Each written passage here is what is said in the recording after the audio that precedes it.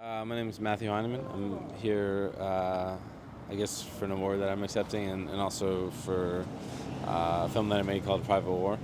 I mean, I've always wanted to come here. It's an incredible festival.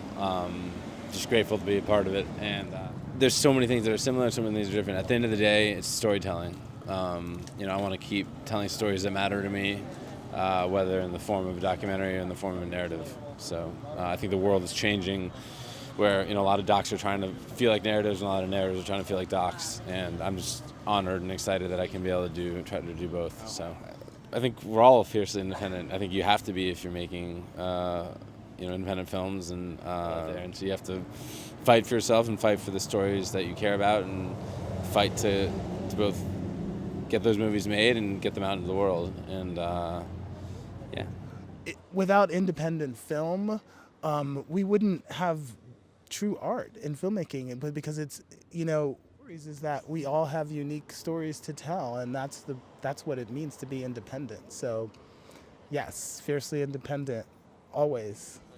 It was me and Matt Heineman, and we're both established documentary filmmakers, and we're crossing over and working in the narrative storytelling form. So that's what the panel was about. That's great. I think that one of the things I learned at the lab was to trust my documentary instincts. Is that I was afraid to sort of use those, and those instincts served me well in narrative filmmaking. And that was like, and it was just such this sort of weird, mysterious thing that I thought, you had to have this whole other set of skills, but the set of skills we have as documentary filmmakers serve us really well, because it's just about your instincts and feeling out the character and the story and I think everything I've ever done is just instinctual, whether it's right or wrong or good or bad. I have no idea, but just seeing and feeling what feels right, and that's sort of how I shoot. It's just I don't.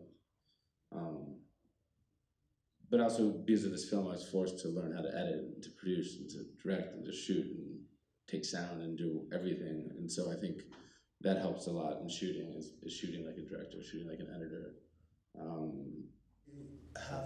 I just wanted to have endless possibilities with storytelling, and which is also like a noose you can hang yourself with. It's also like so much. It's like, wow, I can do whatever I want, and how do I? But the idea of having like endless possibilities with what you can do with a story was exciting to me. So that was really why. And I will always make docs. I mean, I will always love docs. I'm sure you will too. But it's just, and it's also about pushing myself. Yeah, stuff changes, right? Yeah. You sort of, and that's what I love about making docs, is I say this all the time. It's so cliche, but it's so true. Is like, if you end up with the story you started with and you weren't listening along the way, and I think that's good advice for life, and I think that's good advice for filmmaking, and that's something that I literally live and breathe when I make docs, and I try as much as possible to bring into the process of making a narrative. Is being, you obviously have a script, you have a set, you have hundreds of people in front of you, but leaving room for that improvisation, leaving room for those mistakes, leaving room for happy accidents to happen. We don't, especially with a narrative film, you have literally an infinite amount of possibilities. You are creating a world. You're optimizing a performance. It could go, every day could go in a million different ways. And so you just have to be confident in those decisions. And sure, you make mistakes. And sure, there are things that I wish you'd gotten differently. But you have to live with those mistakes, and you have to make the best of them.